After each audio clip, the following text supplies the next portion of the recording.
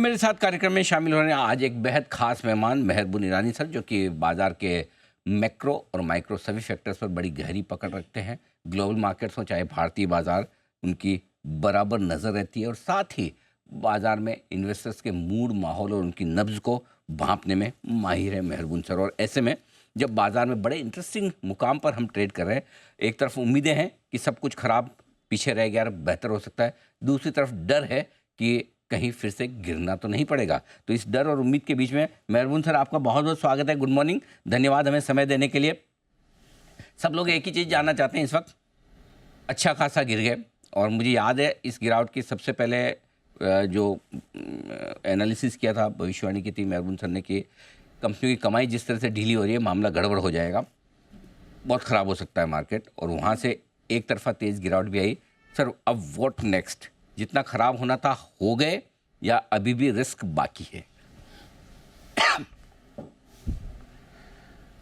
अनिल जी, मेरा व्यू है कि जो फॉल होना था इंडिया फैक्टर्स के कारण, अर्निंग्स के कारण या वैल्यूएशंस बहुत महंगे लोग कहते थे, अभी कोई ये बात नहीं कर रहा है। इंडिया फैक्टर्स के कारण जो गिरना था वो अभी के लिए गिर चुके हैं। क्या मार्केट ने बॉटम बनाया है? इधर से मार्केट सिर्फ एक तरफ ही ऊपर जाएगा? ये सब ऑनेस्टली कहना मुश्किल है। मैं कहूँगा निराशावादी जो कहते हैं, पेसिमिज्म, वो अपने हाईएस्ट लेवल पर है।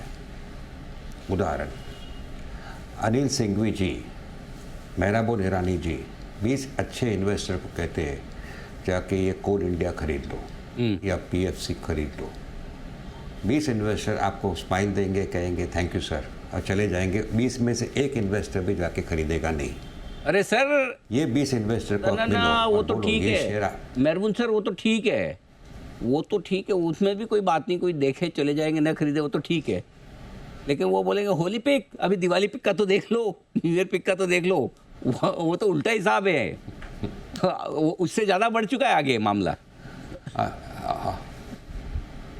और यही 20 इन्वेस्टर को आप बोलो कि ये स्टॉक अभी भी थोड़ा महंगा है, थोड़ा और घट सकता है, आगे चल के बढ़ेगा लेकिन थोड़ा और घट सकता है, घट सकता है, सुनेगा ना, 20 इन्वेस्टर जाके शेयर को बेचेंगे। पक्का सही बोल रहे हैं। This is the point. 25,000 26,000 पे, 25,000 26,000 पे मैं जानता हूँ काफ़ी सारे लोग कहते थे, बहुत लोग टीवी पर आते कहते थे कि 27,000 हो जाएगा, 30,000 हो जाएगा, ये हो जाएगा, वो हो जाएगा। अभी वही आदमी 22,000 22,500 में कहता है शायद 20 भी हो जाए तो बड़ी बात नहीं, आगे चल के बढ़ेगा, लेकिन अभी 20 भी हो जाए पता है।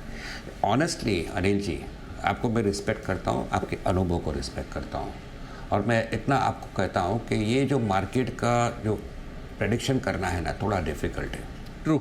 लेकिन अभी हम मार्केट के वो स्टेज पर है, मेरे जैसे कहा इंडिया फैक्टर्स पीछे हो गए, ग्लोबल की थोड़ी अनसर्टनिटी है, तो ये टाइम आ गया है कि आप जो भी लॉस बुक किया है वो कैश को आप यूटिलाइज कर दीजिए अच्छे सिलेक्टिव स्टॉक्स पर, जो अपसाइड में आपको सिर्फ 20-25% देंगे नीचे के लेवल से, जो अभी के लेवल, जो नीचे के लेवल 20-25-30% देंगे, और वहाँ पे आपका जो पूरा एप्रिसिएशन जो घट चुका है सितंबर लेवल से, सब गिरे हुए 20-25-30-40% से, वो रिकवर करने का that is the only best alternative. क्योंकि अभी टैक्स कंसिडरेशन सेलिंग भी हो रही है इंडिया में, जोर से हो रही है। मिड कैप स्मॉल कैप घटता क्यों है? क्योंकि एक तरफी सेलिंग हो रहा है और किसी को खरीदना नहीं है, सब लोग लॉस बुक कर रहे हैं अपने टैक्स कंसिडरेशन के कारण।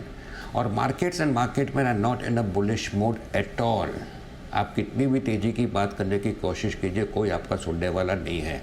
जैसे मैंने कहा, किसी को ख़रीदना नहीं है, सबको बेचना है। तो इसके बीच में 27-28 मार्च के पहले जिसको भी सेलिंग करनी है वो करता है, जितना होता है लॉस बुक करता है from the angle of tax. कोई लेवल नहीं है, वन साइड सेलिंग होता है। यहाँ पर एक अपॉर्चुनिटी उभर कर आएगी इंडिविजुअल स्टॉक्स पर। तो जैसे मैंने कहा, इंडिया फैक्टर्स के कारण I think the market at least 10-20% of the market has bottomed out, और उसके कारण मुझे नहीं लगता कि Nifty will fall too much. The other problems which are there are more global. ठीक बात है। तो कम से कम भारत के अपने कारणों से अब हम और ज़्यादा नहीं गिरेंगे, ये कॉन्फिडेंस आप रख सकते हैं। वैल्यूशन रीजनेबल आ गए, कई सारे जो 20% मार्केट ऐसा है जो वैल्यूशन सीकर, आपको उससे ज़्यादा तो वैसे भी कौन से खरीदने चाहिए, इतने ले लें, उनमें से ले लें तो बढ़िया है। लेकिन अब जो डर है मेहरबून सर, वो है ये ग्लोबल मार्केट है, ट्रंप साहब का टेरर। ओहो, पूछो मत कब क्या कह दें, क्या कर दें, इससे कैसे निपटें? देखिए निराशावादी इतना है अनिल जी कि आई थिंक वो पॉजिटिव्स आए हैं पिछले 15-20 दिनों में। आपने टेलीविज़न पर मेंशन किया था, लेकिन आप मुझे बताइए कितने एक्सपर्ट्स आके मेंशन करते हैं। इन्फ्लेशन कंट्रोल में आया, यूएस के बॉन्ड यील्ड्स 4.95 से अभी 4.3 के आसपास है, 4.2 के आसपास है। आप बाद में यूएस डॉलर इंडेक्स देखो, 109.5 से 103 के नीचे आ गया है। अपने आरबीआई के न्यू चीफ जो है लिक्विडिटी पंप करते जा रहे हैं, which is the big positive. SEBI के चीफ ने जो भी लैंग्वेज बात की है, that is quite receptive, quite attractive. Oil $70 के आसपास आ गया, बिग पॉजिटिव फॉर इंडिया। और advance tax collection, big positive.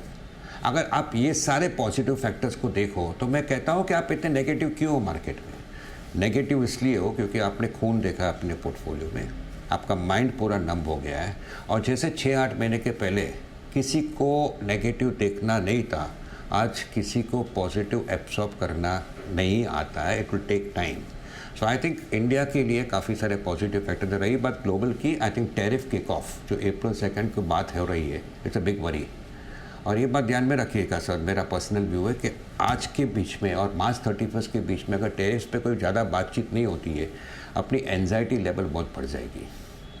US के प्रेसिडेंट डोनाल्ड ट्रंप, लोग उसका मजाक करते हैं, बट अंडरस्टैंड कीजिए उसने जो इनहेरिट किया यूएस की बैलेंस शीट, जो कंट्री की balance sheet, it's in very bad shape. वो टीवी पे आके ये तो नहीं कह सकता कि अपनी कंट्री की हालत ख़राब है, क्योंकि सारे लोग यूएस बेच के चले जाएंगे।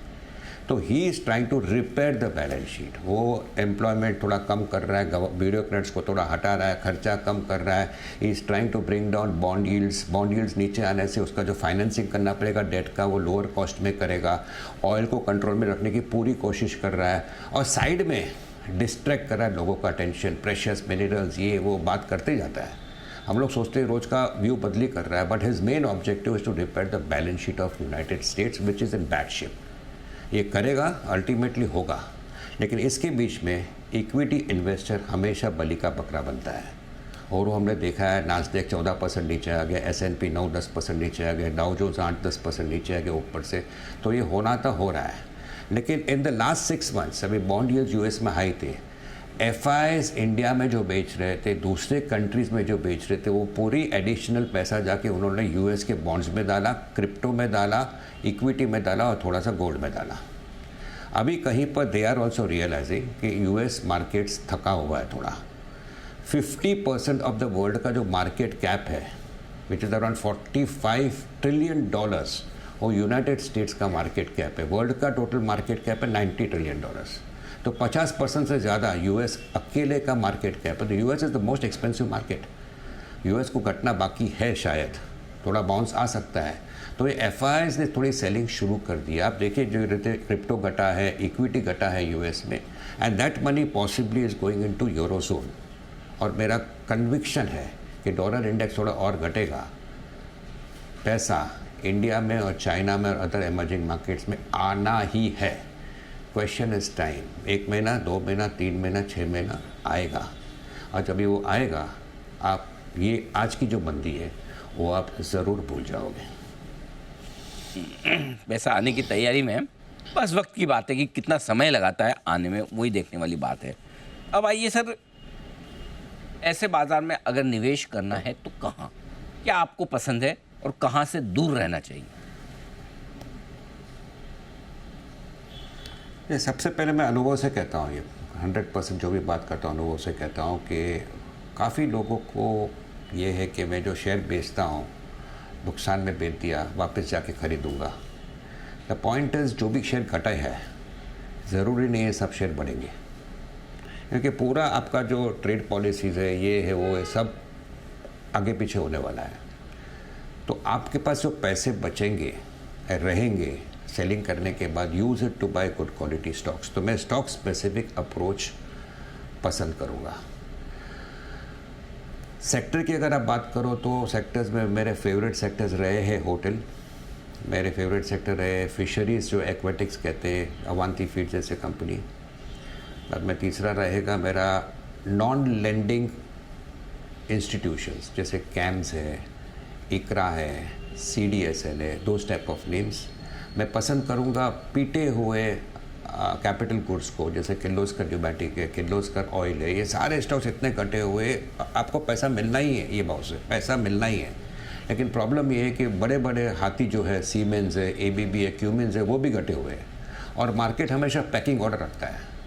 किर्लोस्कर ऑयल, किर्लोस्कर न्यूमैटिक भले मेहरबून बोले बहुत अट्रैक्टिव है, वो बढ़ना है बढ़ेगा, लेकिन ये सारे स्टॉक्स भी इतने गिरे हुए हैं कि ये स्टॉक्स को भी थोड़ा बढ़ना पड़ेगा इन लोग को बढ़ने के लिए। ये पैकिंग ऑर्डर में मैं मानता हूँ। सो नॉन लैंडिंग इंस्टीट्यूशंस थोड़े से सिलेक्टिव एनबीएफसी से, जैसे सुंदरम फाइनेंस है, चोलामंडलम है, I think they are good names.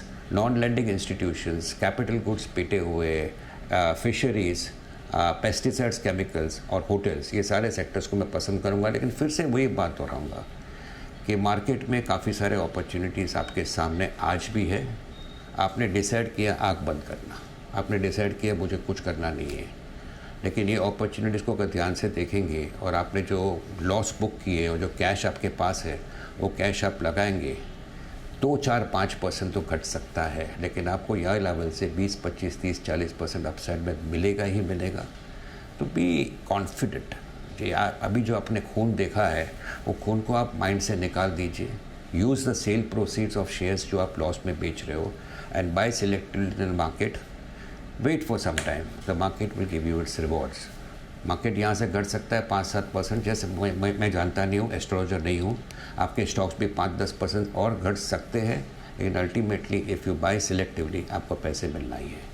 ठीक बात है, बिल्कुल परफेक्ट है। तो यहाँ से सेलेक्टिवली आप खरीदारी करके चलेंगे तो बेहतर है। अब आपने कुछ इंटरेस्टिंग स्टॉक्स और सेक्टर तो बताए।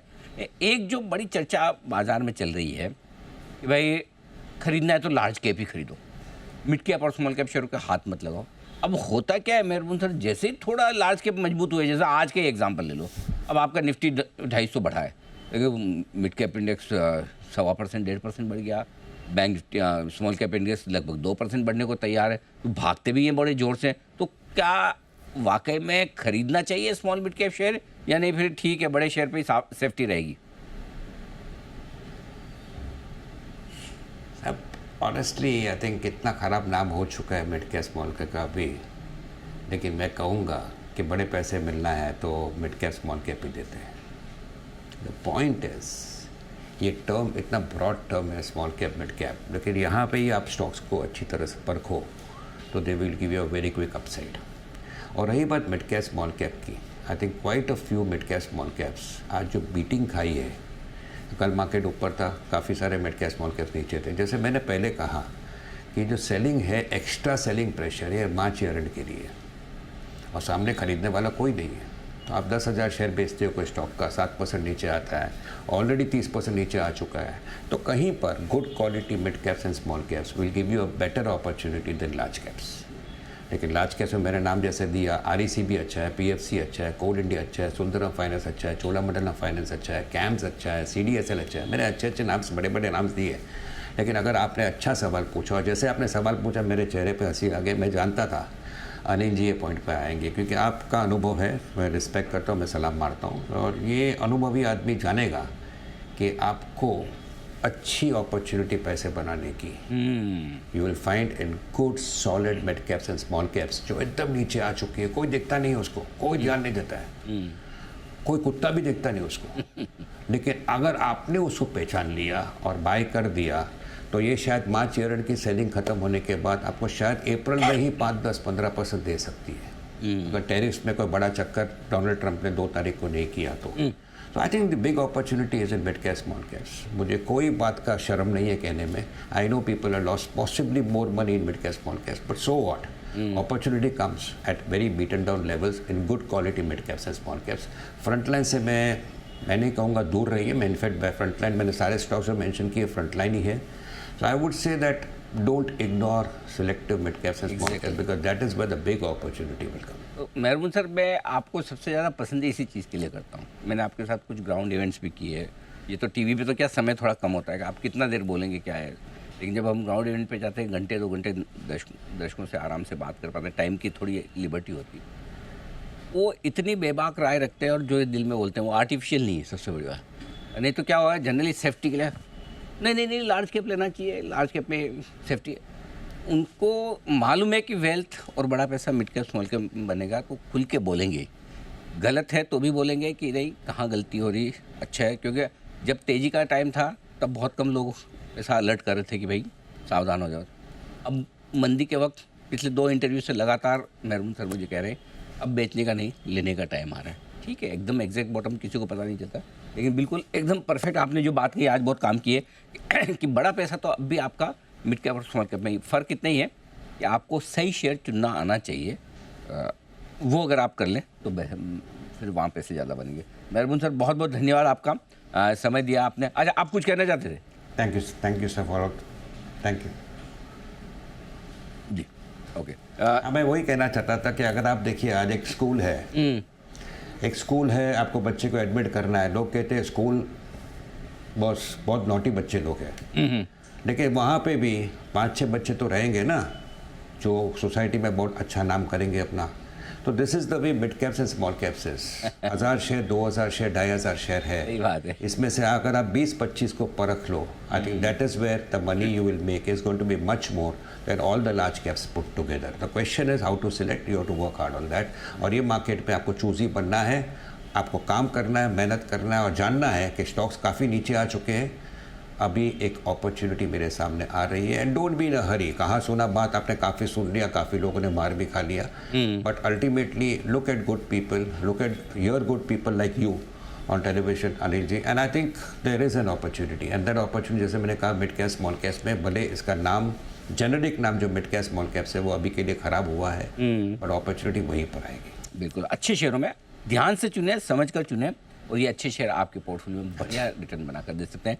5-10% की रिस्क है, 30-40% की अपसाइड जल्दी आपके लिए बन सकती है, और ज़्यादा लंबा रखेंगे तो फिर कहना ही क्या। Thank you so much sir, बहुत बहुत धन्यवाद आपका, आपने समय दिया और विस्तार से। Thank you sir, thank you sir, thank you.